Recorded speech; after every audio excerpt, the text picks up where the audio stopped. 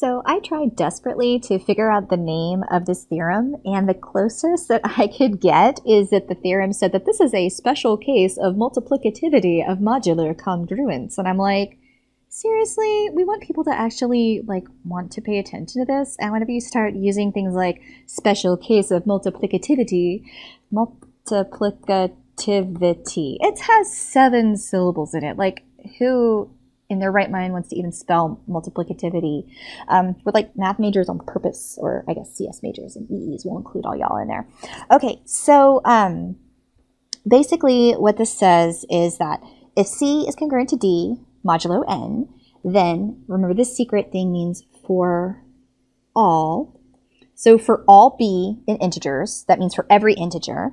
So for every integer, any integer I can think of, BC would be congruent to BD modulo N. So we want to prove this, and I think we can actually prove it as an if and only if. We can actually prove it both directions. So the way we're going to do this is we're going to start off. So the proof is actually not too bad. If you saw the previous video, we talked about where some of these assumptions are going to come from, but they should not be too bad. So we're going to start out with C is being congruent to D modulo N. Easy. All right. So we know this is true. If and only if there exists a k in the set of integers such that, I love doing that because it sounds so sophisticated, C is equal to kn plus d. So we did that in a previous video. We basically said that these two mean the same thing. I think we said it like this, is equal to kn, but it's the same thing. Is basically that the difference between C and D has to be a multiple of, an integer multiple of n. So we have, this is true, that there is given a k in the set of integers such that C is equal to kn plus d. And we could say if and only if for all B in the set of integers, it is true that I can multiply both sides of this equation by B. So it makes sense that because of math, if I multiply both sides of the equation by B, that has to be true because math. So sometimes you're not supposed to do this, but you can. Say, because definition. So the definition of modulo says that that's true. And there's this is the multiplication of math. I mean, that's because 3rd grade. Okay, that. I got nothing. But if you're trying to help yourself remember why it's okay to do these things. I mean, I don't know if it's actually okay to do any of this because I think this is a Saturday night or Friday night. What is? Oh, it's a Monday night. I don't even know anymore. Okay, so if and only if there is a, what's it is? It's totally forgotten what I'm doing. Oh, I'm going to multiply. If and only if this BC is equal to BKN plus BD, and for all B in the set of integers, and I guess I should have written that, and then for some K and Z. So again, simplify.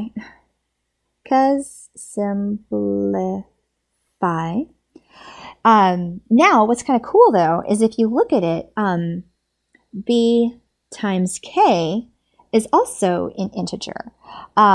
So since B is an integer and there is a K that is also an integer, which I probably should have included, that K is also an integer, then that means that BK itself is an integer. So I can't say 3 times 6 and get, 9.2. I have to get an integer.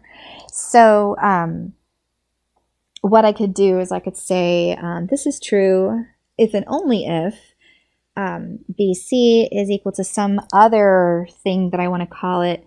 I could call it, I used to tease my math professors internally when they couldn't come up with other letters, and now I totally sympathize with them. What is another letter besides K or N? I could say M. M is another letter.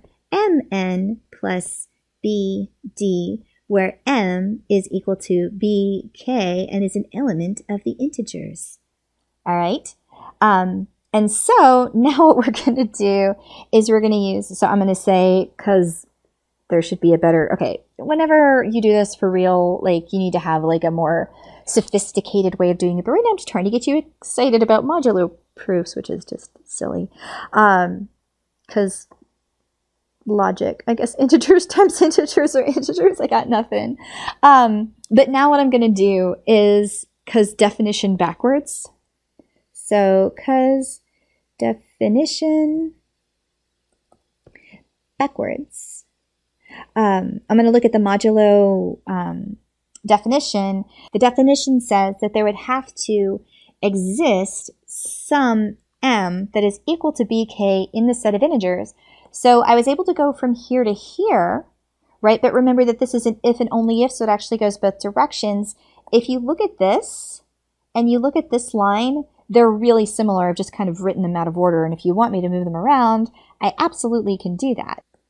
Okay, so like that. Now they look exactly the same. So if I can go on this, I guess this light green, if I can go from here to here, back and forth, if I can go from there to there back and forth, then I should be able to go from here to a similar line back and forth. I'm just using the definition, but in the backwards way. So if I'm just kind of pattern matching, I would say, okay, so here, this would be C is congruent to D mod N. So that would mean that BC is congruent to BD mod N. Okay, so that's what I'm going to say. There, if and only if BC is congruent to BD modulo N. Now, technically, it could also be modulo M, but we don't care because M is just some random integer that we made up and we don't really know anything about. And that's not what we were trying to prove. What we were trying to prove was what we did end up proving. So this is kind of crazy. It's our first little modulo proof. Yay, modulo proof.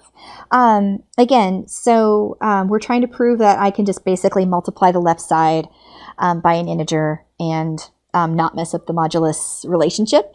And so that's what I did. I took the definition of modulo and just rewrote it as a more of an algebraic expression. And then I was able to use algebra because algebra still works. And then I guess for me, the trick was recognizing that b times k would also be an integer. And then once you realize that b times k is an integer, now you basically have the definition of modulo again, and you can just rewrite it to get back to the proof that you were trying to get in the first place.